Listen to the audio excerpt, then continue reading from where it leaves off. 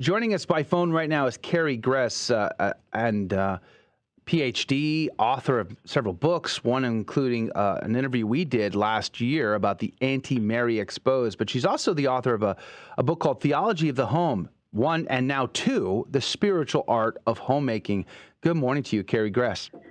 Good morning, and actually 3 is coming out pretty soon. Really? As well, in a few months. A trilogy. Praise be to God. That's amazing. Yes, we're excited. The spiritual art of homemaking, or the theology of the home. I think these are very interesting topics, but kind of I still see them related to your anti-Mary exposed, and that is the world capable of understanding a theology of the home, or even embracing the concept of homemaking? No, I think that's a great question, and one of the reasons why we were really motivated to write this book, because the world has embraced a lot of the elements of homemaking, whether it's baking or cooking or knitting. All these things are really popular again, but homemaking, of course, is still really shunned. So what we wanted to do was just show that what people are rejecting is not, in fact, something authentic, and that there really are amazing things about the home. We love the home. People spend billions of dollars on their homes, but homes don't make themselves. So we were just kind of connecting the dots in a very simple and basic way for people to understand that there's nothing, horrible about the idea of being a homemaker. So in any event, that was really what we were doing with the first book. The first book looks a lot at the home itself and what it is that makes it a place that we want to be in, why we want to decorate our homes, not how to decorate them. And then the second one actually looks at women and the challenges of really understanding, what it is what it is to be a woman. If our latest Supreme Court justice can't define it, then how are we supposed to be able to do that? So we go into really a grammar of womanhood and what it means to be a woman, and how can we start understanding and reclaiming that after 50 years of being told that we need to become like men in order to be happy. And I think we've seen the evidence that it's not really working. So we need to go back to the gifts that God has given us and use those in beautiful and compelling ways. And of course, that doesn't mean that we just stay at home. I think both Noelle and I work, and I obviously have an advanced degree, as does she. So, I think that there's so many different ways that women are called today. And so how do we live out those vocations in a true and beautiful way, instead of, trying to fit ourselves into this masculine mold that, like I said, has clearly shown that it's not making women happy.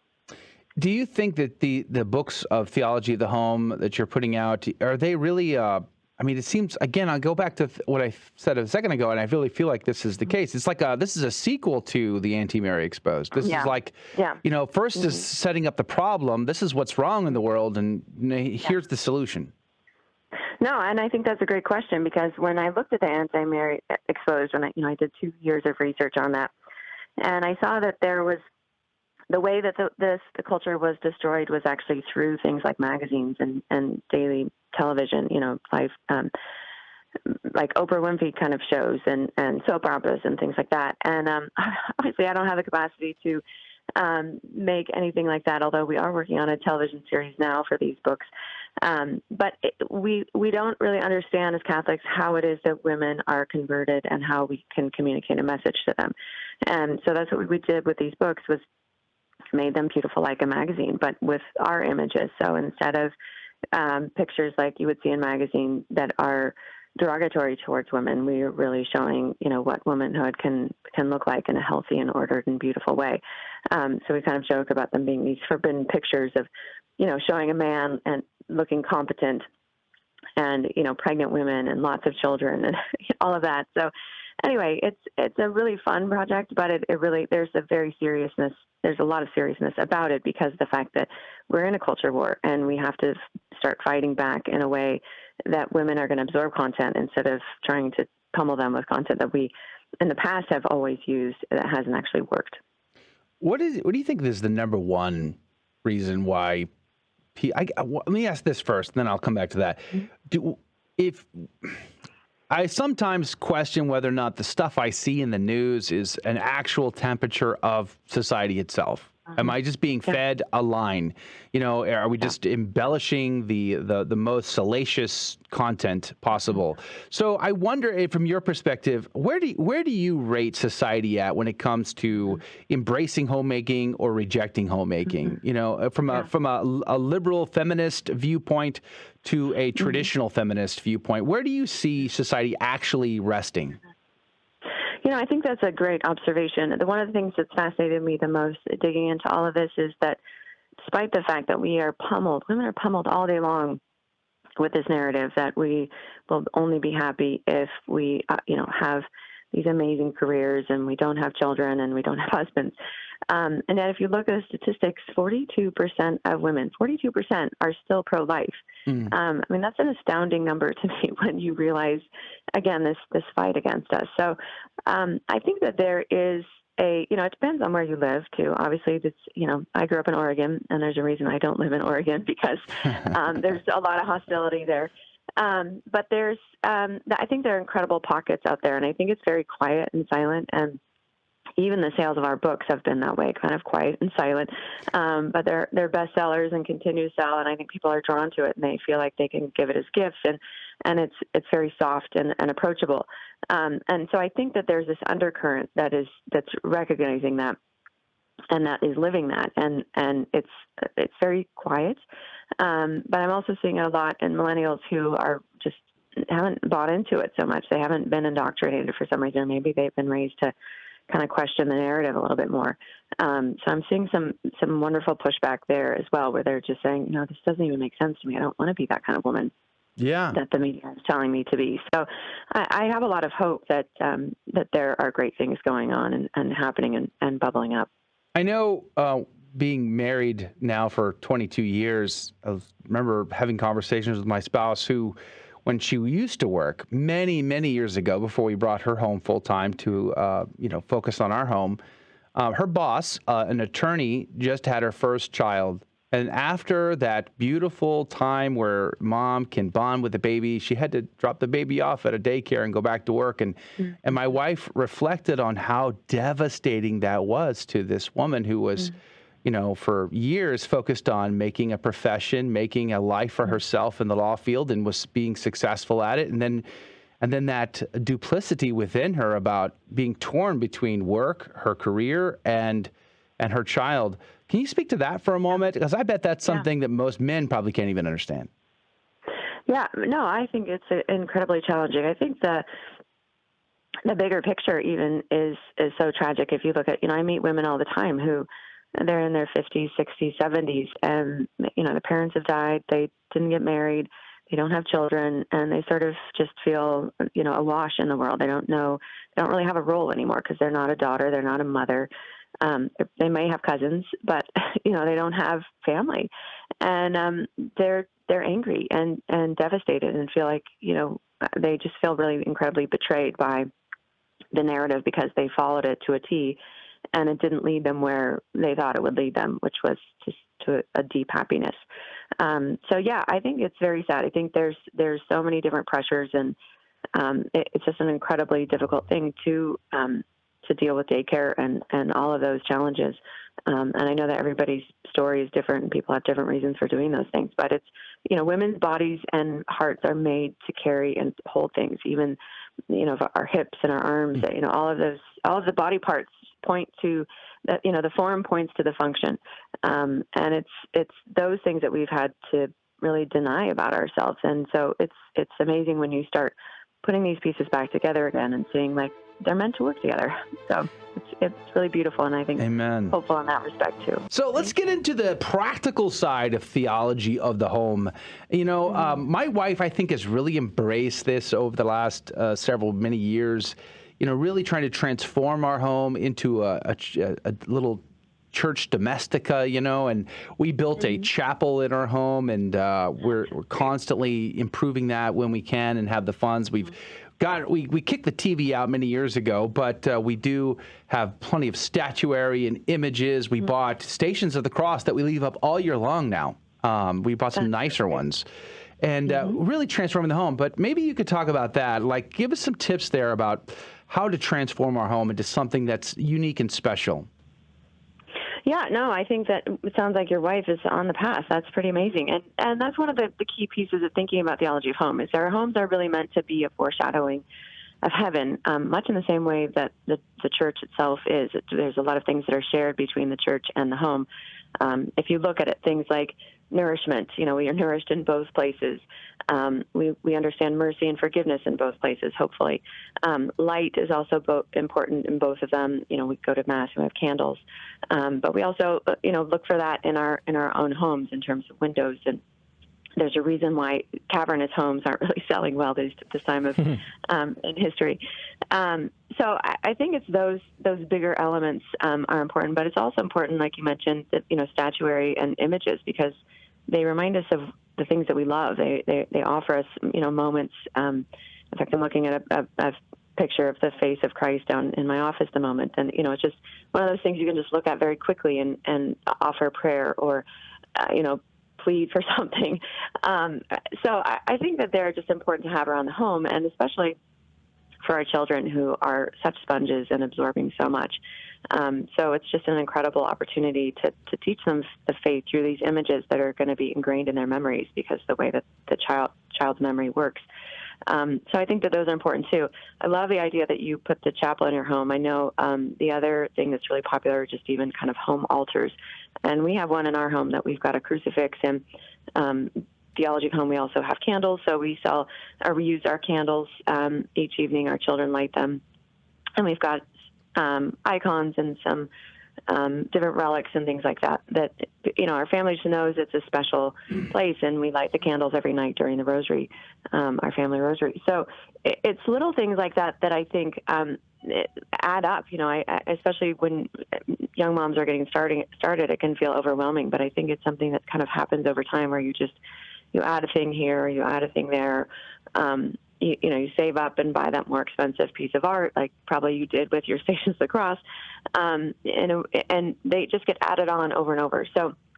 Or over time. So rather than feeling like this has to be some sort of huge expense initially, it certainly doesn't have to be that. It can be something that happens gradually and organically. So it's exciting to see what can happen in the home, because then when you have people who come into your home, they notice it. There's something, and they notice there's something different about it. You don't even have to say, you don't have to evangelize with words in that instance.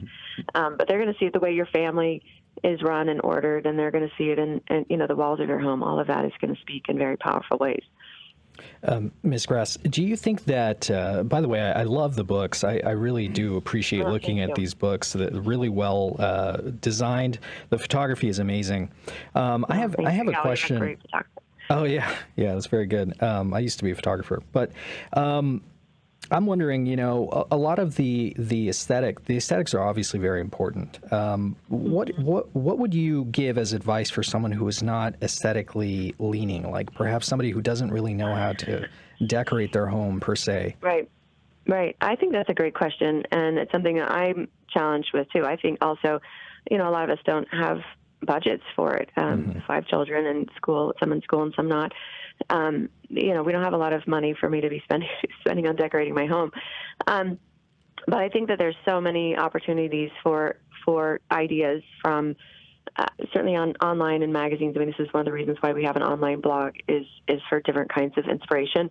But there's also something really simple, which is just bringing order to things.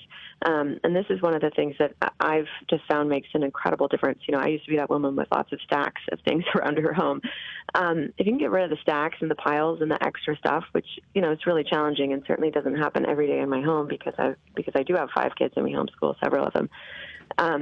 That makes a huge difference. And then you can sort of start seeing space in a different way, just, simplifying and bringing order to things. I think it's very inexpensive, and it just goes a long way in terms of making your home feel like it's a place to be renewed instead of a place to sort of stress you out. It's just a big, big difference with that.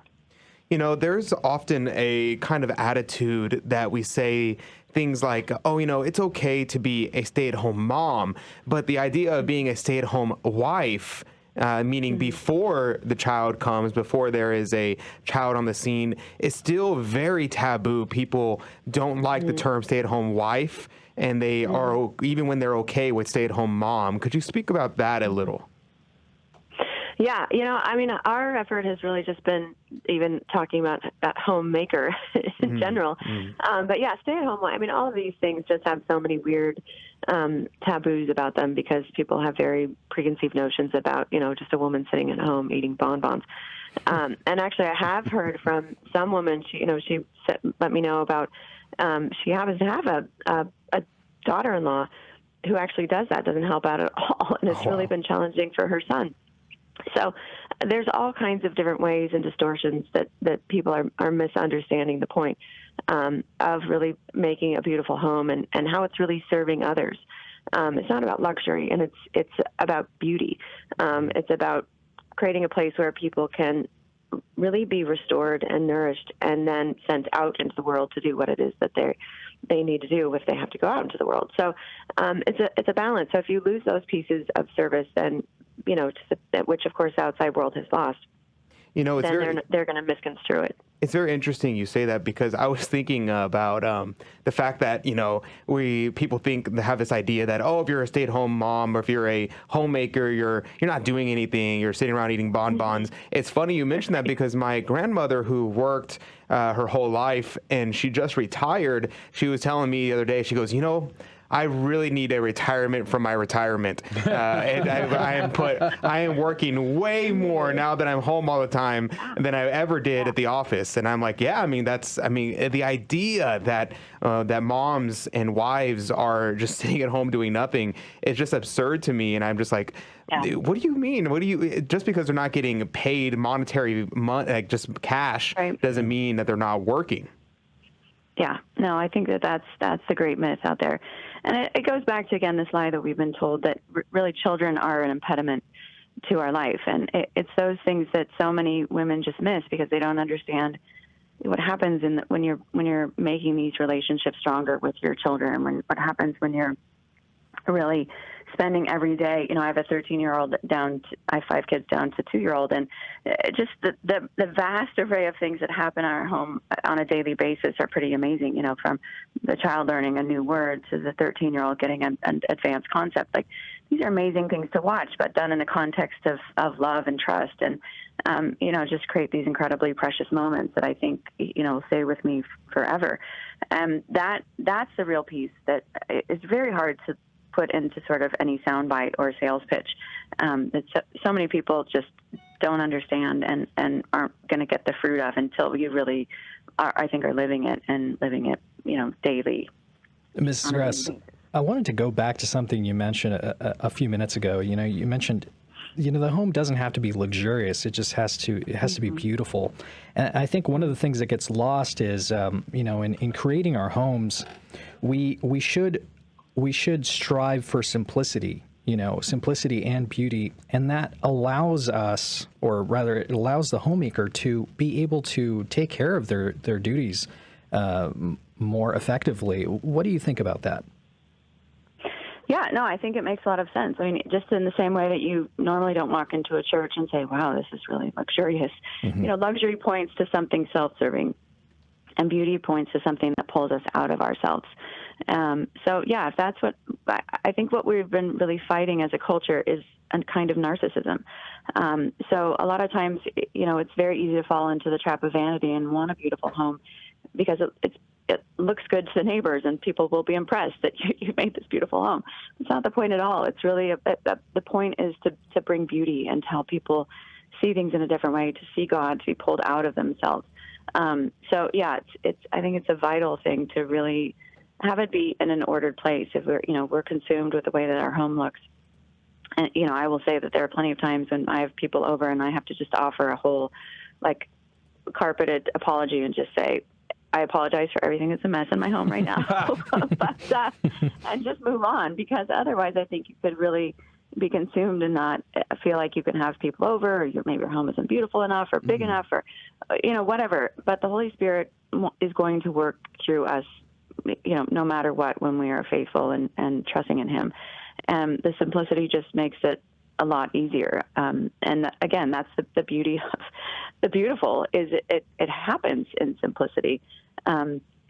in kind of miraculous ways when we bring order and light to our homes. I think it goes just so far that we don't have to get bogged down in the details or in things that are really costly and expensive.